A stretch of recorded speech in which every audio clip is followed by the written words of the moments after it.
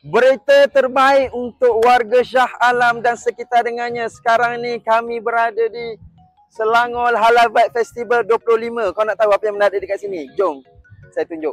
Sebelah ni je kita ada Pesta Tomahawk Pamak Western. Tapi bukan tu yang saya nak tunjuk. Sekejap, jom ikut saya. Korang tengok ni geng, memang meriah. Bising kan, saya pun tak boleh bercakap. Korang tengok dah ada pelbagai booth. Ada 300 vendor dekat sini. Tengok ni ada air buah, air balang macam-macam, koseh manis. Kalau korang tahu, ini makanan viral ni. Durian pun ada dekat sini geng. Cuaca sangat baik hari ni, cuaca panas. Jadi kalau korang buat anak-anak mesti suka. Tengok ada apa ni, Supa dupa. Apa? Memang seronok. Lepas anak-anak dalam ni, korang pergi jalan-jalan.